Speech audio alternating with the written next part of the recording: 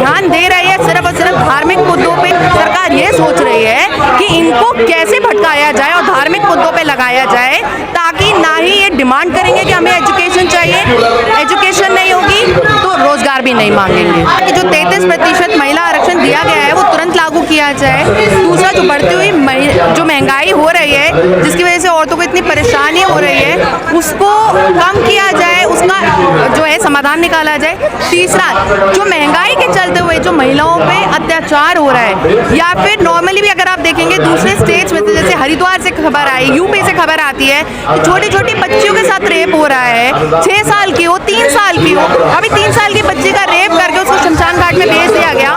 तो महिलाओं पे जितना अत्याचार हो रहा है, ये केंद्र में जो सरकार बैठी है ये इतना चुप क्यों है, ये कुछ क्यों नहीं कर रही महिलाओं के लिए? तो उनका ध्यान आकर्षित करने के लिए महिला कांग्रेस ने ये आंदोलन उठाया है, ताकि महिलाओं के हक में जो सरकार ये समय से जुमलेबाजी कर रही है उसको जो है लागू करवाया जाए। ये सिर्फ जुमलेबाजी ना रहे और महिलाओं के हक के बारे में सोचा जाए। पर ये सरकार लगता है आपको ऐसे मुद्दों पे ध्यान देगी, ये तो धार्मिक मुद्दों पे ज्यादा ध्यान देती है। देखिए, अगर आप ये 1979 का कन्वेंशन देखेंगे, जो बात करता है convention all forms of discrimination against women, जिसमें इंडिया भी सिग्नेटरी है, उसमें जो है अगर आप देखेंगे तो जो हमारा जो नेतृत्व है, चाहे वो आप स्टेट लेजिस्लेचर ले लीजिए, लोकसभा ले लीजिए, राज्यसभा ले लीजिए, जितना ऊपर आप हायर पहुंचते जाएंगे उतना ही महिलाओं का जो रिप्रेजेंटेशन है, फीमेल रिप्रेजेंटेशन है, वो उतना ही कम हो गया है। अगर आप लोकसभा में देखेंगे तो अभी सिर्फ और सिर्फ 12% है, स्टेट लेजिस्लेचर में अगर आप देखेंगे तो शायद 8 या 9% है। इस चीज पे जो है सरकार ध्यान देना नहीं चाहती।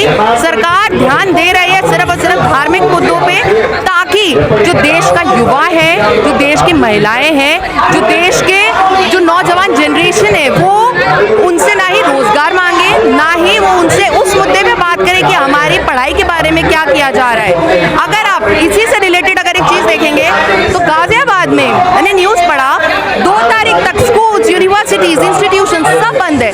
किस लिए? कावड़ यात्रा के चलते हुए।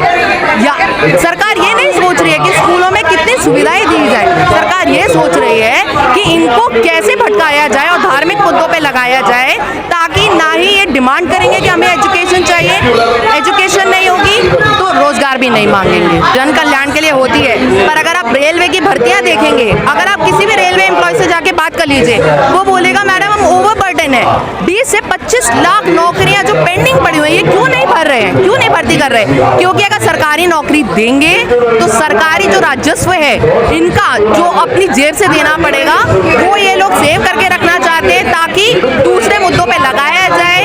जो इलेक्शंस में पब्लिसिटी होती है उस पे लगाया जाए, मार्केटिंग होती है उस पे लगाया जाए।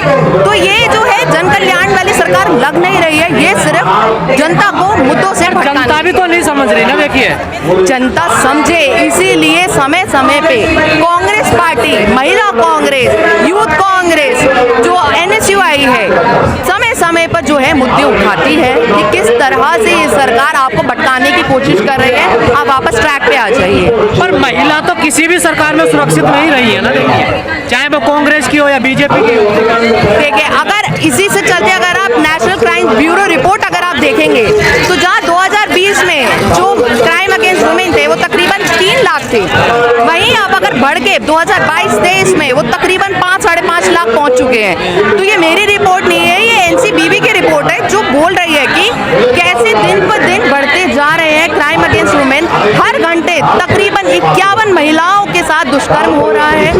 51 महिलाएं हर घंटे पूरे भारत में जो है प्रताड़ित की जा रही है, चाहे वो किसी भी चीज से रिलेटेड हो, चाहे वो रेप हो, चाहे वो वायलेंस हो, चाहे वो महंगाई हो, मतलब हर चीज से जो है फिजिकल वायलेंस इतना बढ़ गया है लोगों औरतों के अगेंस्ट। तो इस चीज पे सरकार को देखने की बहुत जरूरत है। ये कौन लोग जो कह रहे हैं कि दुनिया में डंका बज रहा है? देखिए, डंका तो लग नहीं रहा कि बज रहा है, डंका सिर्फ एक चीज में बज रहा है कि दूसरे देशों को भी समझ में आ गया है कि किस तरह से यहाँ पे ना ही डेवलपमेंट की बात हो रही है, ना ही यहाँ पे महिलाओं की सुरक्षा की बात हो रही है। बात हो रही है सिर्फ और सिर्फ धार्मिक मुद्दों पे, बात हो रही है सिर्फ और सिर्फ प्राइवेट जो कंपनीज है, प्राइवेट जो पार्टनर एम्बिशनस है उनको बढ़ाने की। अगर आप BSNL के टावर्स देखेंगे, एक समय था MTNL BSNL, लोगों के घरों में टेलीफोन लगता था जो बहुत अच्छा माना जाता था कि भाई हमारे घर में लैंडलाइन है। वहीं अगर आप देखेंगे तो BSNL के टावर को जो है सब बेच दिया गया है, किस लिए? या उनको लेंड कर दिया गया है, किस लिए?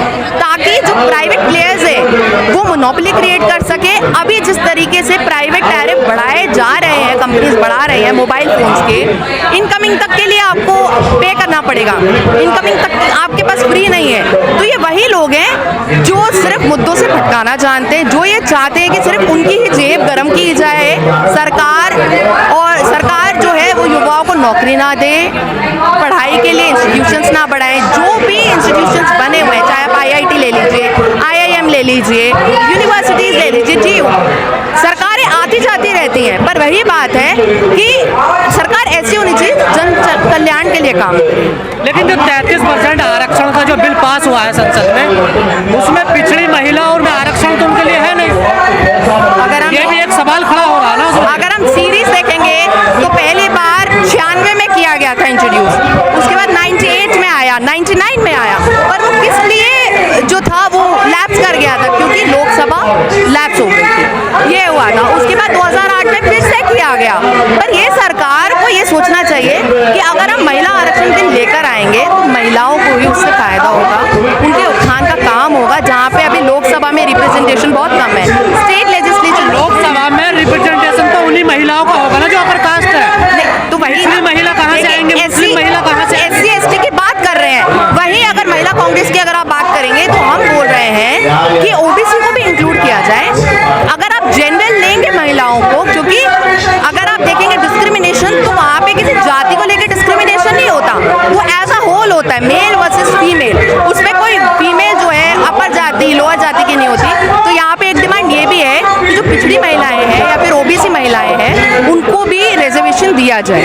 ये जो सरकार महिलाओं की सुरक्षा की बात करती है, क्या खोखले दावे हैं सब ये बिल्कुल खोखले दावे हैं, क्योंकि अगर इनको लागू करना होता, अगर इनको ये रिजर्वेशन लागू करना होता या संरक्षण करना होता तो ये तुरंत ही कर देते। डीलिमिटेशन में तकरीबन 10 से 15 साल का ये लोग प्रोविजन मांग रहे हैं, वो भी सब्जेक्ट टू पार्लियामेंट के है। अगर वो टाइम एक्सटेंड करना चाहते हैं तो तब भी एक्सटेंड कर लेंगे। तो अगर आप ये बताएं, अगर महिला आरक्षण ये अभी लागू कर देते हैं, कोई महिला अगर क्लेम करेगी, फॉर एग्जाम्पल मैं क्लेम करती हूँ अगर महिला आरक्षण में किसी भी पोस्ट के लिए, तो मेरे डॉक्यूमेंट्स ऑलरेडी गवर्नमेंट के पास जाएंगे।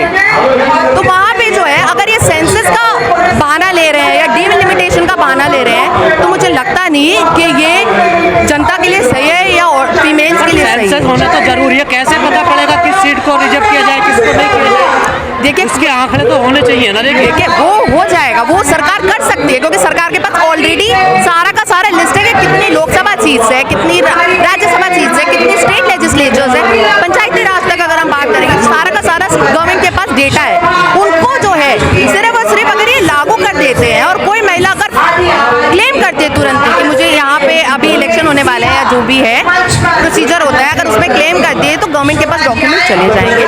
गवर्नमेंट डिसाइड कर सकती है कि अगर इसको रिजर्वेशन दिया जाएगा तो दे सकते हैं, नहीं दे सकते हैं तो फिर वो बाद में जो डीलिमिटेशन का जिस प्रोसेस के थ्रू ये कह रहे हैं कि 10 से 15 साल लगेगा, उसका जुमला ये फिर से औरतों का या फिर महिलाओं का जो फ्यूचर है ये बर्बाद करने के लिए ही है। ये सिर्फ एकमात्र जुमला अगर ये संविधान को लेकर खतरा है।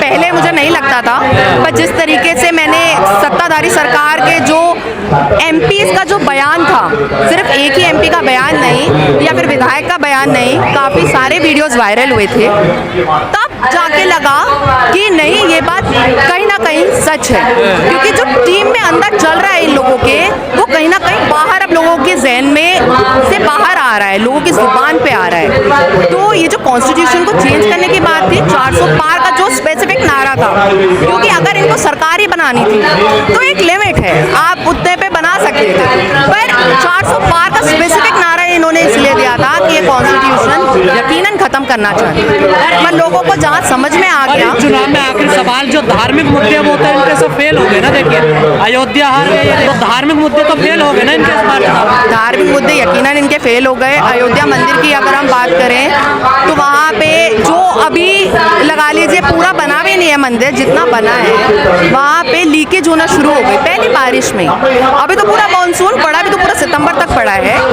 तो जिस तरीके से लीकेज होना भी शुरू हो गई है, तो धार्मिक मुद्दों के आधार पे इन्होंने वोट बटने की काफ़ी कोशिश की पर वो नाकाम रहे। भगवान राम जी ने भी दिखा दिया कि आप धार्मिक मुद्दों पे कितना ही लड़ सकते हैं। आप सिर्फ एक परसेंटेज और वोट से अट्रैक्ट कर सकते हैं, उसके बाद नहीं कर सकते, क्योंकि आज का जो युवा है वो ये समझ चुका है कि हमारे लिए पढ़ाई ज़रूरी है, हमारे लिए जो है जॉब ज़रूरी है, हमारे लिए सिक्योरिटी ज़रूरी है। अगर ये हमारे पास नहीं है, अगर ये सरकार हमें नहीं दे सकती, तो हमें ऐसी सरकार नहीं चाहिए।